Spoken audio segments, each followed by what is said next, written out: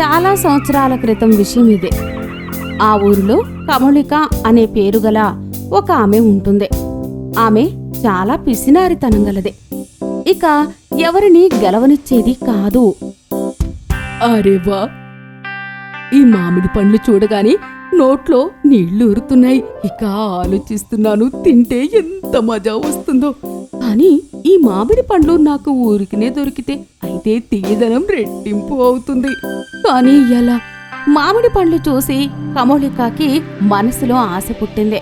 మామిడి పండ్లు తీసుకోండి, మామిడి పండ్లు, తాజా రసం మామిడి పండ్లు, తేనె కన్నా తీయనైన మామిడి పండ్లు తీసుకోండి, మామిడి పండ్లు, వదిన గారు తీసుకోండి మామిడి పండ్లు.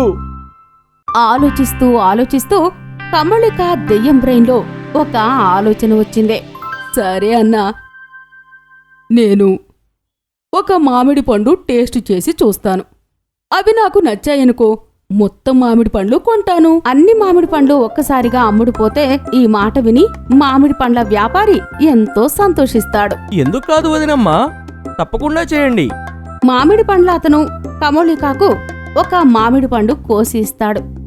ఇక కమలిక ఎంతో ఇష్టంతో తింటుంది. కమలిక మామిడి పండు తినడం చూసి మామిడి పండ్ల అతను కూడా సంతోషిస్తాడు. అరే, ఇది పెద్ద విషయం.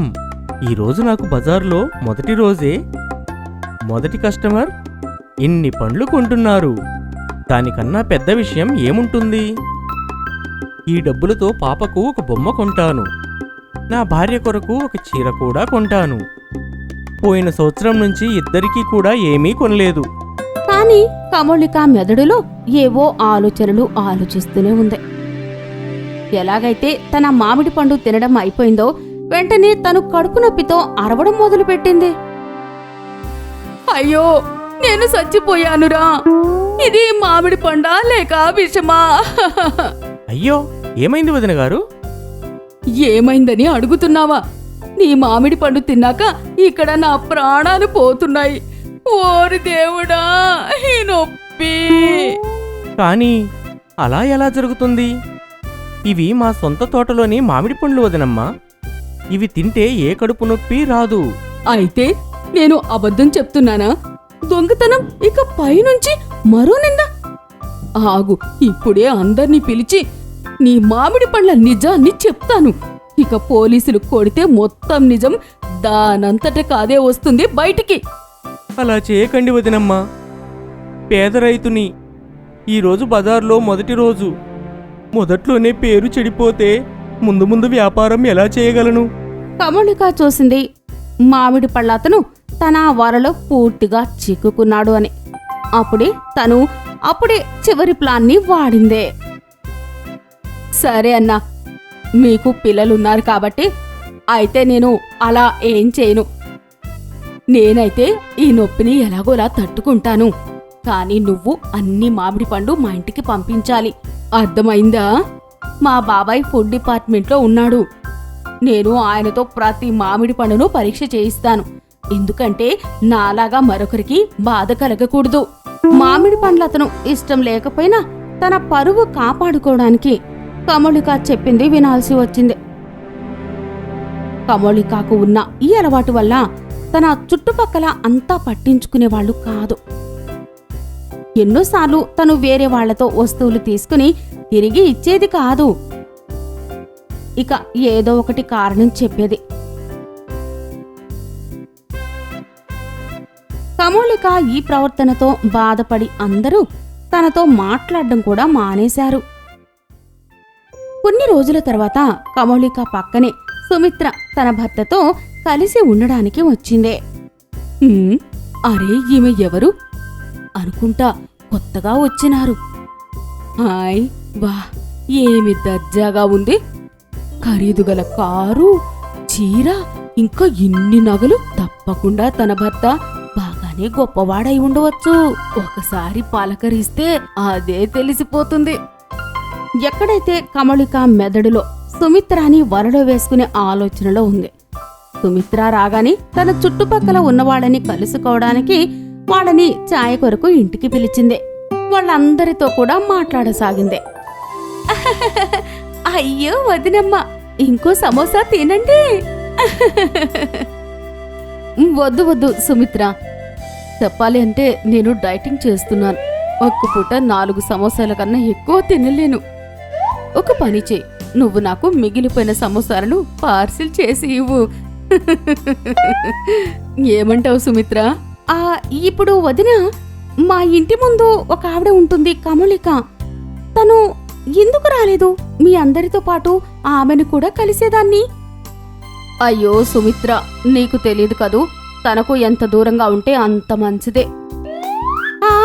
నిన్ను ఎప్పుడు అమ్మి వెళ్ళిపోతుందో కూడా తెలియదు. మొత్తం సొసైటీలో ఒక్క ఇల్లు కూడా మిగలలేదు. వాళ్ళ దగ్గర డబ్బులు కాకపోయినా ఏదో ఒక వస్తువు తీసుకుని మళ్ళీ తిరిగి ఇచ్చేది కాదు. పాపం పేద దుకాణం వాళ్ళని కూడా వదిలేది కాదు. ఏదో ఒక ఉపాయంతో వాళ్ళని చాలా ఇబ్బంది పెట్టేది.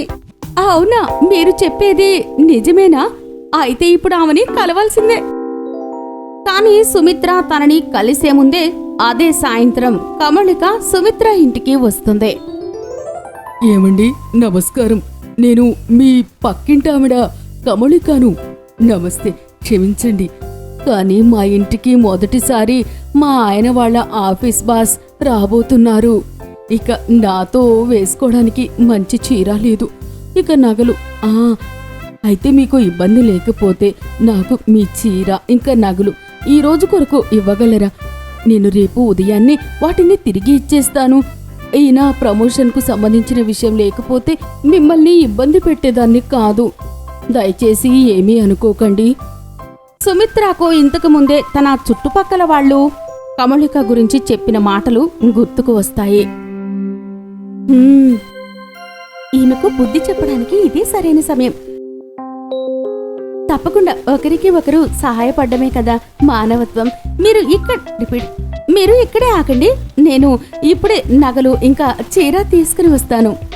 సుమిత్ర తన నగలు చీర తీసుకుని వచ్చి కమలికకు ఇస్తుంది. కమలిక బట్టలు ఇంకా నగలు తీసుకుని వెళ్ళిపోయింది.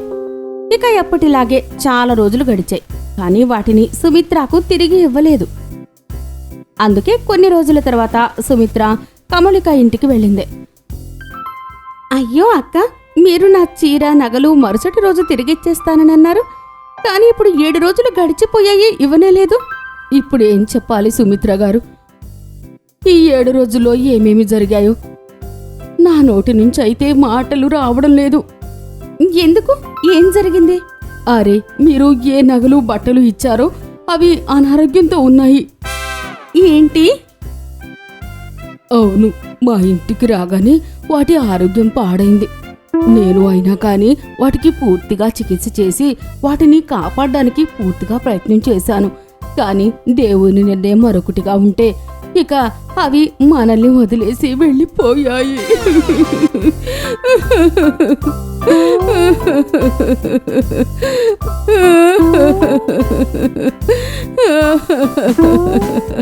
సుమిత్రకు అర్థమైపోయింది కమలిక నగలు ఇంకా బట్టలు అమ్మేయాలని గేమ్ ఆడుతుంది అని. కానీ సుమిత్ర కమలికను ఏమీ అనలేదు. పోనివ్వండి అక్కగారు, మీరెందుకు బాధపడుతున్నారు? ఎందరైతే పుట్టారో వాళ్ళంతా చనిపోక తప్పదు. ఇందులో మీరు ఏం చేయగలం? సరే, వదిలేయండి. నేను కూడా ఇంటికి వెళ్తాను. గుడిలో నగల పేరు మీద దీపం వెలిగించాలి కదా. సుమిత్ర కమలికకు ఈ విషయంపైన నమ్మకం కలిగించింది. ఇక ఆమె తన వరలో పడిందని. అంత విలువైన నగలు ఇంకా చీర ఇంత సులువుగా దొరికాయి. దీంతో కమలిక చాలా సంతోషించింది. కానీ తన సంతోషం ఎక్కువ రోజులు సాగలేదు. ఇన్స్పెక్టర్ గారు, అరెస్ట్ చేయండి ఈవిడను. ఈమె ఆ హంతకురాలు. అయ్యో, ఇదేంటి? ఏం చేస్తున్నారు మీరు? నేనెవరిని చంపానండి? నా బట్టలు ఇంకా నగలు. అలా ఆశ్చర్యపోయి ఏం చూస్తున్నావు? నిన్న రాత్రి అవి నా కలలోకి వచ్చాయి. ఇక అవి నాకు అంతా నిజం చెప్పాయి. ఇక ఎంత దారుణంగా వాటి ప్రాణం తీసుకున్నావు? ఎంత దారుణం చేశావు నువ్వు? ఇది మీరేమంటున్నారు?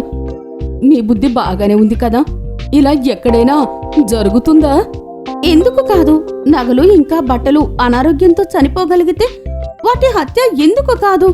ఇక వాటి హత్య జరిగితే అవి నా కలలోకి వచ్చి నిజమెందుకు చెప్పవు?